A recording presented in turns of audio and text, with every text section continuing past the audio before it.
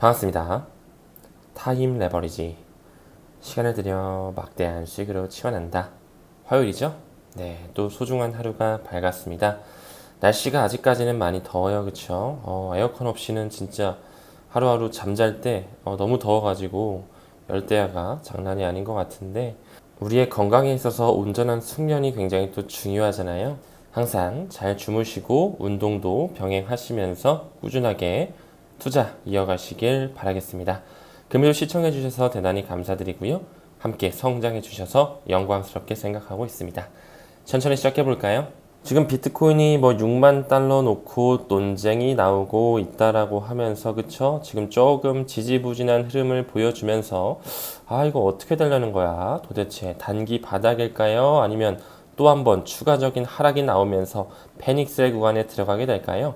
저는 개인적으로 단기적인 바닥 모멘텀 다지기 구간을 하다가 어느 순간 그들이 끌어올리는 시점이 올 것이라고 생각한다.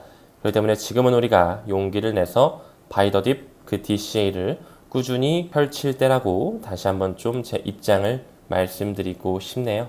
그 부분에 있어서 플랜B라고 하는 한 암호화폐 분석 업체가 있거든요. 거기에는 이런 매개 변수를 활용해 가지고 데이터를 통해서 이번 반감기 사이클의 비트코인의 가격이 어느 정도까지 갈 것이라고 예측하는 이런 데이터가 나오고 있거든요.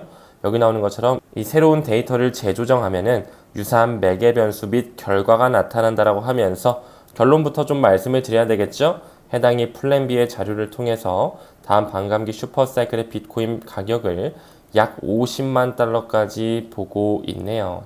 2024년, 25년뿐만 아니라 2027년, 2028년까지 봤을 때, 즉 턴키로에서 2030년 정도까지 갔을 때 하나로 비트코인이 약 7억 원 정도에는 갈 수 있다라고 이야기를 하고 있는데 뭐 지금 느낌으로는 뭐 말도 안 되는 지표라고도 생각하실 수 있겠지만 저는 개인적으로 많은 국가 단위의 채택, 그 금융기관에서 비트코인을 필두로 한 암호화폐를 정말 채택하는 순간이 오게 되고 많은 개인들, 개미 투자자들이 모두 다 이 암호화폐 생태계에 관심이 쏠리게 된다면 충분히 2030년을 바라봤을 때 목표가 뭐 7억뿐만 아니라 10억까지도 바라볼 수 있지 않을까? 이런 생각을 좀 조심스럽게 전달드려 보도록 하겠습니다. 아무쪼록 아직까지는 초기 시장인 부분을 우리는 반드시 인지해 주셔야 되고 여러분들은 선구자의 위치로서 초기 시장에 들어와 있기 때문에 충분히 부를 확장할 수 있는 그 퀀텀 점프를 맞이할 수 있는 굉장히 중요한 시점에 있다는 것 동어 반복적으로 말씀을 드리도록 하겠습니다. 이제 조금씩 세계를 움켜쥐고 있는 그 자산 운용사에서도 ETF가 뚫리고 있고 이런 금융기관, 모건 스탠리 같은 곳에서도 자사 고객들에게 비트코인 현물 ETF를 본격적으로 판매를 시작했기 때문에 또 앞으로 수조 달러 유입이 가능하다라는 이런 여러 가지 지표가 나오면서 앞으로 그 기관의 자금뿐만 아니라 베이비 부머 그 부의 70%를 차지하고 있는 기성세대들의 돈들이 또 들어오게 된다면 엄청난 시장 캐파시티가 커질 수 있다는 포텐셜 무시할 수 없다라고 생각을 합니다. 지금 많은 자산 운용사라든지 금융 세력에 돈을 맡기고 있는 그 베이비 부머들은 비트코인 현물 ETF라든지 이더리움 현물 ETF 쪽으로 돈을 넣고 있지만 우리 같은 개미들이라든지 공부가 수반되지 않은 많은 대중들은 암호화폐에 대해서 아직까지도 조금은 부정적인 프레임을 가지고 있죠. 플러스 알파로 최근에 있었던 블랙 먼데이의 기간 그 경기 침체의 우려까지 들어오면서 지금은 투자할 때가 아니라 현금 다발을 가지고 있어야 된다는 이런 보수적인 접근 방법이 여러모로 나오고 있습니다.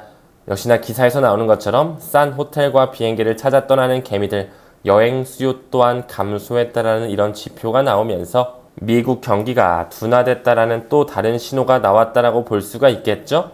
하지만 그 샴의 법칙 샴 박사가 이야기한 것처럼 지금 당장 미국의 경기 침체가 올 것은 아니라는 것, 금리를 급하게 긴급 회의를 소집해서 내릴 필요는 없다라고 이야기했었죠. 우리는 그녀의 언급을 통해서 힌트를 도출할 수 있어야 되고요. 왜 일본이 17년 만에 금리를 인상해서 현재 0.25%까지 보여주고 있는지 2007년과 2008년에 있었던 미국발 금융위기와 함께 병렬적으로 볼 필요가 있다라고 말씀을 드렸습니다. 그 부분에 있어서 XRP는 아직까지는 가격 반영이 많이 안 됐죠. 역사상 가장 큰 돌파를 준비하고 있다. 이러한 기사들은 많이 나오고 있지만 플러스 알파로 소송 역시 끝났다라고 봐도 무방하지만 아직까지도 가격은 1,000원도 못 가고 있는 이 현실 너무나 힘들어 하시는 분들도 많으실 텐데요. 이제부터는 정말 본격적인 본 게임에 돌입했다 이렇게도 말씀드리고 싶습니다. 본인이 이 리플이라고 하는 XRP라는 토큰에 대해 미래 비전을 어느 정도까지 보는지에 따라서 투자할 건지 던질 것인지를 선택하시면 되겠죠. 저는 지속적으로 홀딩을 할 계획이라는 거 참고적으로 말씀을 드리도록 하겠습니다.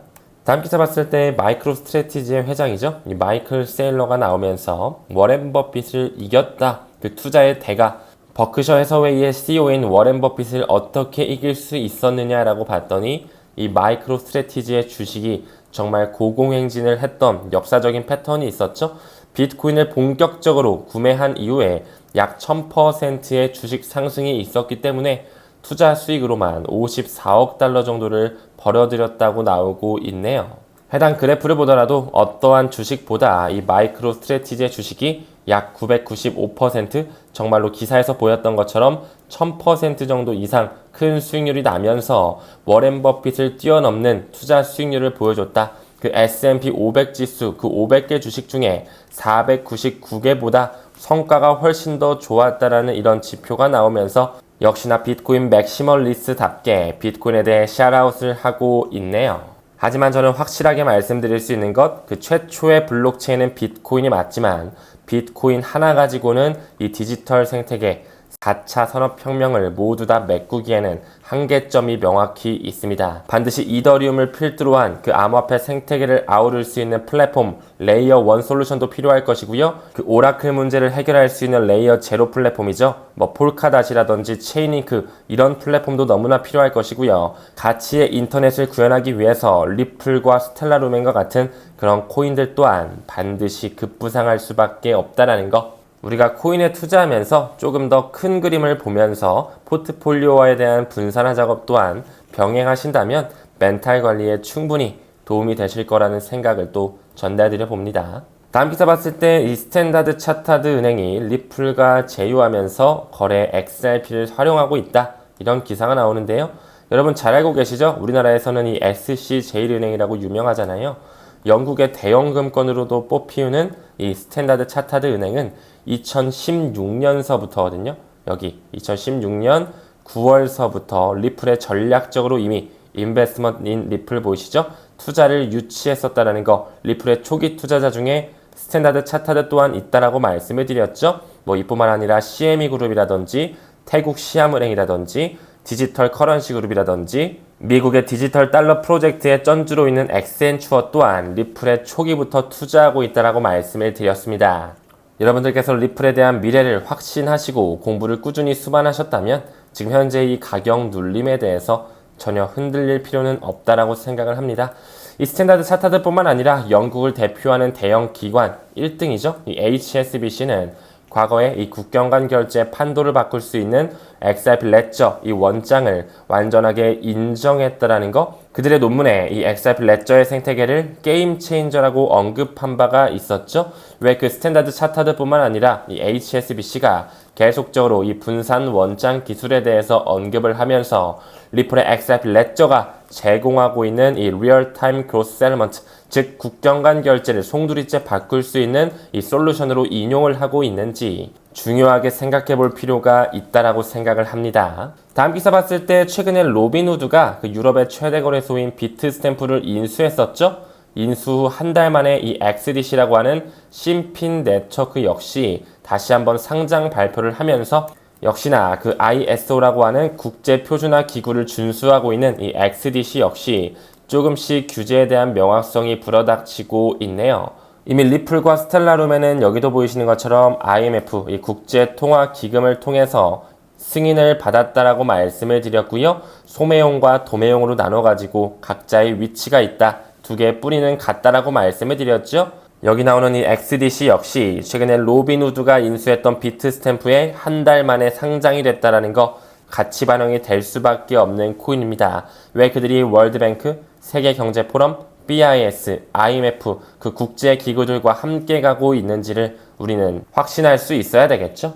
사실 2019년 리플이 SEC로부터 공격을 받기 전부터 이미 리플의 확장은요, 월드뱅크와 인터내셔널 모네터리 펀드 그리고 유럽연합위원회가 같이 참석을 하면서 생태계를 함께 확장하고 있었다라는 거. 그렇기 때문에 리플의 확장은 이제 중지하기는 어렵다라는 이런 기사까지 나왔었죠. 그 부분의 일환으로 유럽연합을 필두로 만들어진 하나의 조직이 있었다. 이나트바라는 조직, International Association of Trust Blockchain Application의 약자로서 그들은 역시나 국제 메시지 표준 기구와 손을 잡고 있다라고 말씀을 드렸고요. 여기서 나오는 이 XRP와 XLM 역시 그들과 연결되어 있는 블록체인이자 이번에 상장 소식으로 호재가 나왔던 XDC 역시 심핀 네트워크로서 이미 트레드 파이넥스와 손을 잡고 R3와도 긴밀한 관계를 가지고 있다라고 말씀을 드렸습니다. 그렇기 때문에 반드시 여기 나와 있는 이 토큰들 목록으로서 새로운 스위프트망 그 ISO 2002 메시징 표준을 준수하면서 브릭스의 확장과 함께 결제 파이프라인이 송두리째 바뀐다라는 부분 시나리오를 천천히 해석하셨으면 좋겠네요. 다음 기사의 본문을 봤을 때 이더리움의 가스비가 5년 만에 지금 최저치를 보여주고 있거든요. 이 가스비 같은 경우는 물론 수수료적인 측면에서 낮으면 좋긴 좋지만 그들이 이 네트워크에서 거래를 처리할 때 필요한 수수료일 뿐만 아니라 이 네트워크 스팸 공격을 보호할 수 있는 역할을 하기 때문에 또 너무나 낮아도 조금 위험한 부분이 있거든요. 그 부분에 있어서 이더리움의 가스비가 5년 동안 지금 최저치를 보여주면서 그 네트워크 공격에 취약하다, 뭔가 안정성 우려가 있다라고 하는 약간의 악재스러운 기사가 나오고 있는데요. 요즘에 이더리움의 가격을 그 세력들이 좀 일부러 누르는 듯한 모습이 보이고 있습니다. 저는 이를 오히려 매집 기회로 활용해야 되지 않을까 이런 생각을 좀 드리고 싶고요. 이더리움과 함께 갈 수밖에 없는 그 레이어 2의 대장이죠. 이 폴리곤 마틱이라는 코인 역시 이미 세계 경제 포럼에서 공식적으로 인정하고 있는 레이어 2 프로토콜이기 때문에 반드시 우리가 병렬적으로 모아갈 필요가 있다라고 말씀을 드렸습니다. 즉 이더리움의 생태계가 확장되면 확장될수록 이 폴리곤이라고 하는 이 체인이 점점 더 유틸리티가 강화될 수밖에 없기 때문에 두 개를 짝꿍으로 말씀드릴 수가 있겠죠. 그리고 이더리움뿐만 아니라 폴리곤 역시 업비트에서 스테이킹 상품으로 지금 현재 출시가 되어 있고 보상률 또한 5%가 넘기 때문에 너무나 좋은 하나의 복리 효과를 누릴 수 있는 옵션이지 않을까 개인적인 생각 공유드리고요. 역시나 솔라나 우리가 병렬적으로 모아가기 굉장히 좋은 토큰이라는 거 이더리움과 솔라나를 경쟁 상대로 보시면 안 됩니다. 각자의 섹터가 나눠져 있다는 거. 왜 카드의 기득권인 비자 카드가 솔라나 생태계와 파트너십을 맺었는지 잘 생각해 볼 필요가 있습니다. 이더리움의 한계점을 어느 정도 극복할 수 있는 또 다른 레이어 1 솔라나 역시 반드시 급부상할 수밖에 없기 때문에 지금 현재 이 둘을 굉장히 병렬적으로 모아가 주셔라. 그렇다고 이더리움을 팔고 솔라나 가는 거 저는 추천드리지 않고요. 여러분들이 가지고 계셨던 코인 꾸준히 홀딩 하시면서 포트폴리오 분산을 할 때 참고를 좀 해주시면 좋을 것 같습니다. 이 이더리움 레이어 2의 대장격인 폴리곤 역시 다시 한번 강조드리도록 하겠습니다. 에이다도 검증이 끝난 토큰인데 이자율이 조금은 아쉽기 때문에 이번에는 폴리곤에 대해서 조금 더 힘을 실어서 말씀을 드릴게요. 다음 기사 봤을 때 리플의 시에로 이 스튜어트 알도리티가 언급한 것처럼 SEC가 소송에 대해 항소할 가능성은 매우 희박하다라고 나오고 있죠. 이미 그들이 20억 달러를 요구했다가 1억 200만 달러까지 내려서 요구를 했는데 토레스 판사가 1억 2,500만 달러의 벌금을 내렸기 때문에 그들이 벌금으로서 항소하기에는 좀 어폐가 있다라는 것. 그리고 이제 슬슬 정치적 이슈와 함께 미국 대선이 머지 않았기 때문에 항소 가능성은 저 또한 현저히 낮다라고 좀 생각을 합니다. 이제 이 XRP 레저의 생태계가 점점 확장될 수밖에 없는 여러 가지 토대가 마련됐기 때문에 이제 이 위에 실제 자산, 그 실물 자산의 토큰화라고 하는 RWA, Real World Asset이 구현될 수밖에 없기 때문에 점점 이 XRP에 대한 유틸리티는 커질 수밖에 없고요. 가격은 반영될 수밖에 없습니다. 그 부분의 일환으로 최근에 이 영국의 FCA에서 승인을 받은 아치악스와의 파트너십, 그들은 이제 수억 달러 상당의 실제 토큰화된 자산을 이 XRP 레저에 올린다라고 말을 했었죠. 그뿐만 아니라 이 오픈 에덴과 함께 이 XRP 레저가 손을 잡으면서 이 미국의 재무부 채권, 단기 채권인 이 트레저리 빌 또한 XRP 레저 위에 올린다라는 것을 미루어 보았을 때 조금씩 XRP 레저 생태계 위로 여러 가지의 자산들 그리고 스테이블 코인 또한 통합을 이룩하고 있다는 것을 미루어 보았을 때 미래 중심 블록체인 생태계가 어떤 망이 될지 천천히 지켜보시길 바라겠습니다. 다음 기사 봤을 때 리플사가 준비하고 있는 RLUSD 이미 달러와 1대1로 패깅이 된다라고 했고 미국의 단기 국채와 연동돼 있다라고 말씀을 드렸는데요. 아직까지 규제 승인을 추구하고 있다라는 이런 말이 나오면서 실질적으로 이 리플의 변호사 빌 모건을 통해 리플의 RLUSD는 아직 온전한 규제 승인을 받지 못했다라고 이렇게 나오고 있죠. 하지만 규제 승인을 기다리고 구하고 있다라고 하면서 이것은 입찰 거래다 이런 식으로 이야기하고 있는데요. 그 부분의 일환으로 올해 10월 중순 정도에 이 미국의 마이애미에서 열리는 리플의 스웰 행사에 새로운 발표가 있을 예정이라는 걸 미루어 보았을 때 반드시 올해 4분기 비트코인의 네 번째 반감기 슈퍼사이클과 함께 리플에 대한 큰 가격 반영 또한 이루어지지 않을까 개인적인 생각을 전달드려 보도록 하겠습니다. 글쎄요, 지금 XRP 가격이 조금 많이 저평가돼 있고 많이 좀 한숨도 나오게 하는 그런 가격 형성을 보여주고 있는데요. 반드시 올해 4분기와 내년 1분기를 필두로 해서 크립토 버블 시장이 한번 올 것이라는 것. 왜? 이제 미국의 재무부에서 국채를 바이백하고 9월부터는 또 금리 인하 시기가 다가오기 때문이겠죠. 하지만 어느 순간 그 실물 경제의 위태로움은 반드시 파도로 불어닥칠 수밖에 없습니다. 과연 그때 어떤 코인들이 살아남게 되는지 우리는 공부를 통해서 왜 XRP의 가격보다는 가치에 집중해야 되는지 확신을 가질 필요가 있어 보입니다. 제가 항상 말씀드리는 것처럼 이번에 올 2024년과 2025년의 사이클은 그 세 번째가 아닌 두 번째 반감기 슈퍼사이클 16년도 17년도와 굉장히 유사한 패턴을 가지고 있다라고 말씀을 드렸죠. 반드시 2025년 말까지는 꾸준하게 홀딩 하시면서 여러분들의 부의 바구니를 크게 확장하셨으면 좋겠습니다. 이제 시간이 머지않아서 리플의 차트 또한 우리가 인내심을 보상받을 때가 다가오고 있다라고 저는 굳게 믿고 있고요. 리플은 무대 뒤에서 오늘 또한 쉬지 않고 일해왔고 파트너십을 확장하면서 미래의 가치의 인터넷, 새로운 결제 플랫폼을 이미 어느 정도는 다 구축을 해놨다는 거. 그들끼리의 시나리오에 맞게 가격 또한 반영될 수밖에 없을 것입니다. 그 부분에 대한으로 한 분석가가 리플의 최고가를 약 36달러 정도로 보고 있는데요. 누군가에게는 말도 안 되는 소리라고 볼 수가 있고요. 누군가에게는 충분히 납득할 만한 가격으로도 다가올 수 있을 것입니다.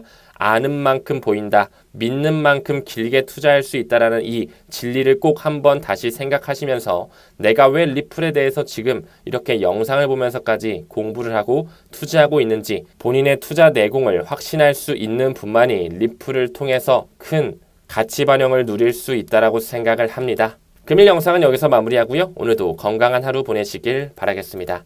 우리는 모든 면에서 점점 더 좋아지고 있습니다. 감사합니다. 성투합시다.